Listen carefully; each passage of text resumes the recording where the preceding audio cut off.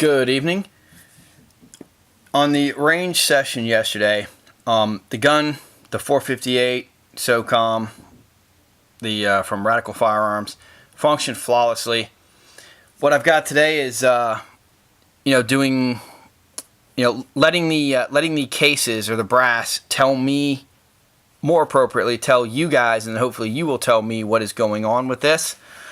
So first, to review again, it is a Radical Firearms 16-inch MHR, if I have that correctly, and it is on a lower that it's on an arrow lower with lower components that myself and a friend put together. So the ammunition that I was shooting is from Ammo by Design, ammunition you can count on, and here are the specs: 458 SoCom, 300 grain soft point.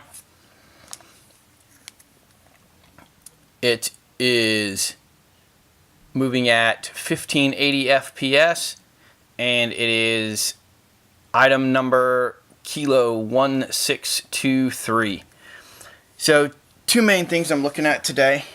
The first one here, I will try to get to where you can see good. These here, if you notice, there are these bits of either carbon or lube. They're fairly symmetrical throughout. I will try to run in a couple of stills if I can get it in a little better light maybe. And I'm just wondering what causes those. Is it a chamber that's too tight, too loose?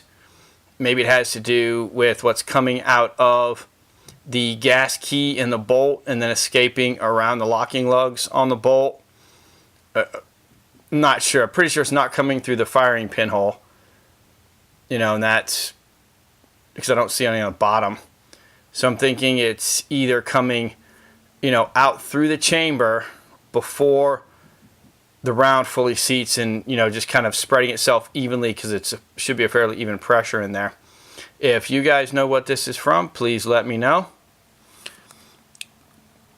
Something that tells me it might be escaping around is I've got these marks here, but it only looks like it's in one spot. But it looks like where gas is coming, coming here, going across the neck, and then right here. But again, I could be completely wrong, so I'm turning to the world of YouTubers to help me out with that one. And then another thing that I'm seeing is these lines that, because I don't have a huge magnifying glass or anything like that, they don't really look like they go. Trying to use a magnifying glass here to help us see better, but it's not going to work very well. But they don't look like they go centrifugally all the way around, but they are all the way around it.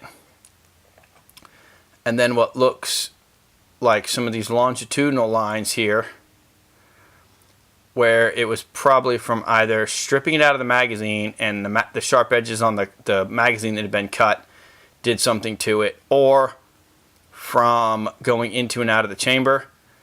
So I think one of the things I will start with is taking some sandpaper to the lips and to the forward upper edge of the magazine. There are still a few that have the marks on them, like this one right here. You can see that change right there. Looks like it's still hitting and possibly scraping across the front of the magazine, which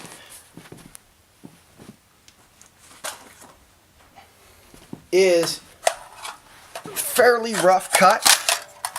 So when we're looking at the difference here, it is not a tremendous amount of difference that it's cut, but it is a little bit. It's only a few thousandths. And then when you look at the feed lips on, GI Stanag, they're fairly vertical, and then these have been rounded off fairly well. So I'm thinking maybe just taking some sandpaper to those will help. If you guys have any other ideas, please put it down in the comments. And if you enjoyed this video or it was helpful to you, please like. Again, I encourage the comments, even if it's about my videography. Please let me know. And I will continue to try to make better videos, and let's get the conversation going so that we can all learn how to better utilize our skills and our weapon systems.